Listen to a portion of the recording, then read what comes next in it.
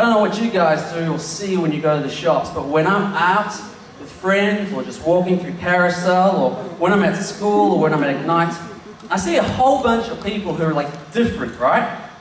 Really different. We're all different, we're all unique, we're all kind of special. Some of us are a little bit funky and all the rest of it. But this is a good thing, right? However, I want to make two more really big generalizations. First one is this. That people, all people, and it's a generalization, all people at some stage struggle with something. All people struggle with something. Second thing, as people, we go through life and we get caught up in the stuff that we're doing. People get caught up in the stuff that they're doing. We all struggle and we all get caught up in our own worlds. So Jesus, right, he's a person just like us, only he's God, but he's a person walking through, living on this planet. He's a Jewish man. He's supposed to hate this Samaritan woman, and he comes up to her, and instead of being caught up in his stuff, instead of being caught up in his cultural baggage that says, I hate you, we don't get on well, instead of being caught up in the fact that she's a woman who is living a life that is not the way it should be, Jesus talks to her.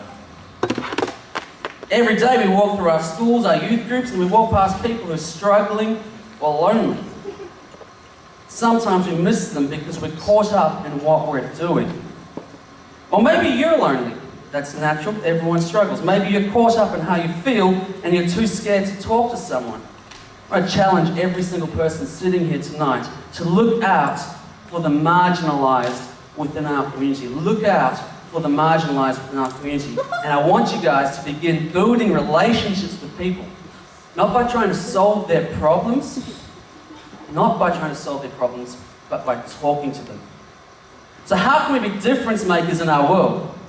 By caring for and relating to the marginalised, the people that are the social outcasts in our lives.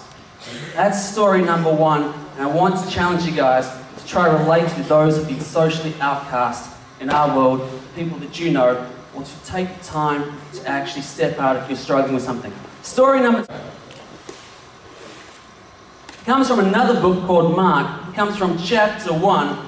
I went through the story the other day with a group of guys in my pod on Mondays at lunch. This is a cool story. This is the story of where Jesus meets a leper, and it goes like this. One day Jesus was out teaching when a man with leprosy came to him and said, got onto his knees and begged Jesus to make him clean. Jesus, seeing the man's need, reached out and touched the man and said, be clean. Immediately the leprosy left the man and he was cleansed. End of story. So Jesus is out teaching, a leper comes to him, says, Jesus, have mercy, make me clean. Jesus has mercy, reaches out, touches the man and says, be clean, and he is healed. Now before we can go any further, we have to have a clear understanding of what leprosy is, otherwise that story is going to make absolutely no sense to you guys. So a leper is someone who suffers from a chronic bacterial disease known as Hansen's disease. If untreated, leprosy causes permanent skin, limb, eye, and nervous damage to your system. Now I grabbed some pictures from the internet, do not put them up yet. I grabbed some pictures from the internet of people who are suffering from leprosy. I am going to show you some, but before I do that, I want to make two things really clear. When you look at these pictures, they're pictures of people. They're pictures of people who are sick with a curable disease. For some reason, they don't have the means to get the medication they need. This is a tragedy, not a laughing matter. So when you see these images, you should be moved. You should have righteous anger welling up from within you. When you see these images, you should feel sick. Because they should not have to live like that. Second thing, these images are disturbing. If you don't want to look, don't look. Look away, close your eyes. I'm going to put the images up in a second. I'm going to tell you when they're off, so if you don't want to look, no shame in not looking, alright? So everyone, if you don't want to look, close your eyes now, because the image is about to go up. If you don't want to look away. We can have the very first image up. This is a picture of a person who's got leprosy on their foot. As you look at it, you can see his toes, I presume it's him, his toes are mangled, and there's a sore there, right? We put antiseptic cream on sores and they go away. It's not going to work for him right there. And that saw's eating at his flesh and it's getting into the bones. Next picture, please. This is a person's hands. They've lost their fingers and their limbs through there. Next picture. This is a young lady. Sores on her face. Goes to the next picture of another young girl. She is a beautiful girl. Absolutely gorgeous girl. Forever scarred by a curable disease. Next picture. When you look at this man, he's lost a leg, he's lost fingers, he's got scars, his arms are skinny. Next picture.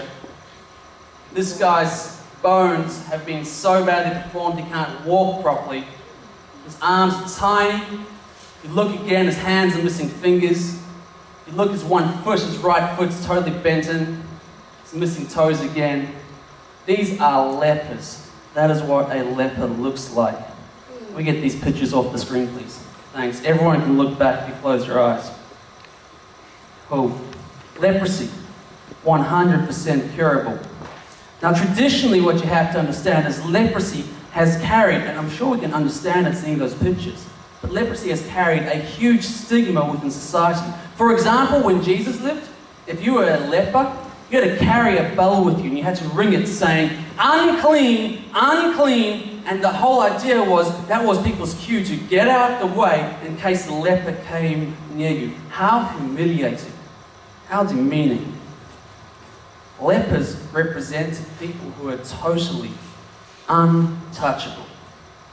And so we had this picture of a leper. They break all the social rules. No bell, no unclean, unclean. Comes up to Jesus, a person, the King of Kings, the Lord of Lords, the Creator of the universe, the most righteous and holy person. And this leper, who all their life has been told you are unclean, you are not allowed near people, comes up to Jesus and says, have mercy, make me clean. If ever there was a person in this planet who had the right to turn around and say, ugh, you disgust me, go away, to run away screaming or to just command that person die, that was Jesus. How did he respond?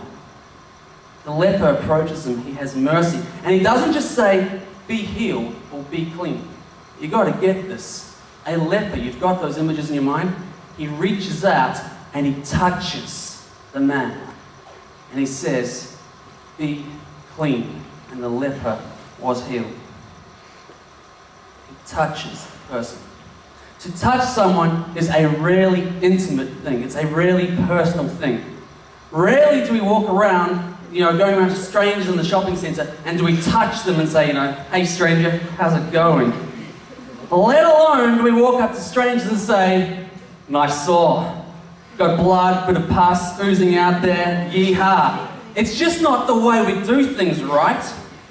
None of this mattered to Jesus. Jesus wanted this man to know that he was accepted, that he was cared for, so he reached out and he touched him, and at that moment he was healed. And he did this so that the person knew that they had value. He was not put off, he was not disgusted by what he saw. Jesus loved him. A whole bunch of you guys sitting here, you've all got wounds, not sores like that, but you've all got problems. I don't know what they are. I've got no idea what your problems are. I'm not even going to try to say, hey, your problem's that, your problem's that. Whether you're dealing with parents who split up, whether you've been rejected by your family, whether you've been dumped by a special somebody, whether you may be not happy with the way you look, or your school results aren't good, or you just don't know if your friends like you. I don't know what your issues are. No point guessing. Just know this. I got problems, you got problems. We've all got wounds and we carry them around with you. Know this. Jesus is reaching out to you. Only Jesus can make your wounds, make your problems right. But you've got to get this. Jesus is reaching out. He's the only one that can make things right. You've got to come to him first. The story doesn't go, one day Jesus was out and he was looking for lepers and people to heal, and he found this man. No, the story goes like this. One day Jesus was out teaching and a leper came forward to him and asked him a question. The leper approached Jesus, and I want you guys to get that tonight.